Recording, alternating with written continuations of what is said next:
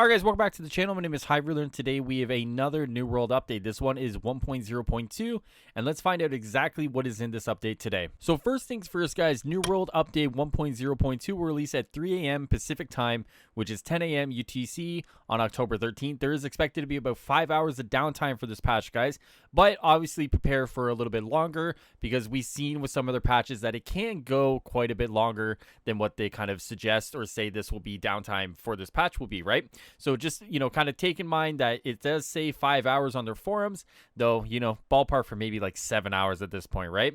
So to get into the actual notes themselves, it says, "Greetings, adventurers. This week's update brings in another swath of bug fixes alongside laying additional groundwork for the upcoming server transfer feature. Many members of our team are still working tirelessly on ensuring everyone can find a world to call their long-term home with the character transfer feature.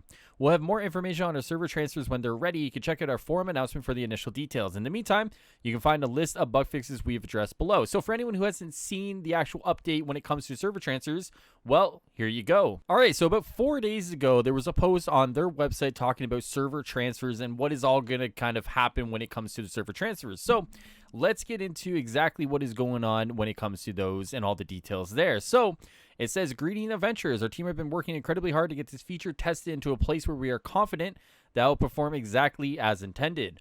While we want everyone to find their long-term home in Aetherum as soon as possible, we also want to ensure that the process is as seamless and ready for everyone to use. During our testing, we uncovered some edge cases where the transfer experience does not meet our standards for its release. This means that we will be taking some extra time to get these issues resolved before we feel comfortable giving everyone their free server transfer token. To keep everyone updated and ensure players know what to expect, we want to answer some of the top questions we've seen about how the server transfer will work.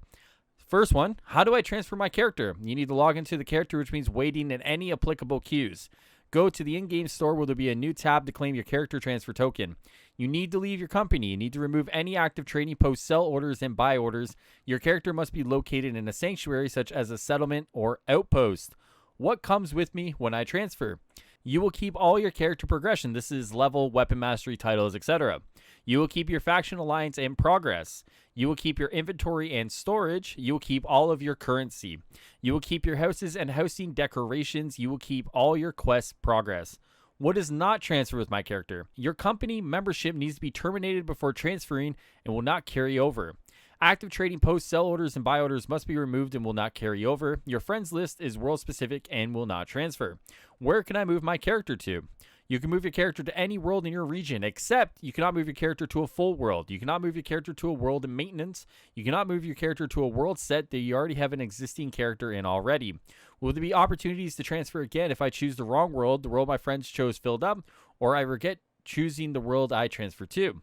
Transferring again will require an additional token, and our team will continue monitoring world populations, queue times, and will evaluate the need for an additional wave of server transfer tokens to be given out for free. After we are sure players have had plenty of time to find the right server for them, we will later make server transfer tokens available for a purchase in the store.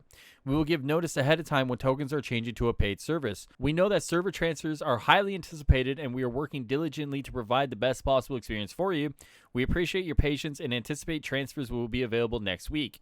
Every applicable resource has been working on this and will continue until it's done at quality." All right, so let's get into the actual fixes of 1.0.2. Faction missions. We adjusted the rates of influence gain over time so that will continue to require significant effort over time to flip a territory into conflict state. Reduce the amount of influence increase over time significantly for attacking factions. This is to account for a bug we found where the increase was multiplied much faster than intended over time. Remove the decrease in influence over time for defending factions. Okay. Now let's get into bug fixes. General bug fixes. Fix an issue where players could respawn as a corpse. Fix an issue where the tier 3 fishing treasure chest wouldn't fight back after being hooked. Fix various localization issues and text fields. Fix an issue causing players kicked, suspended, banned, or removed from the game by easy anti-cheat to receive unclear communication. Additional messaging has been added so players can better understand the penalty they have received. Fix an issue causing territory influence to be reset after an invasion. Fix an issue where players attempting to take a split amount of stacked items from a different settlement from their faction owns. They were charged for the entire cost of the items in the stack. Fix a game crash caused by a player targeting another player with a healing effect at the exact moment they fast traveled or teleported away. Fix an issue reducing variety and potential quantity of loot obtained from game modes and chests within the world. Fixed an issue causing some crafting bonuses to not provide the minimum intended values. Fixed an issue where overflow items in storage transfer to a different territory. Fixed an issue where penning Barkimedes caused camera to jitter.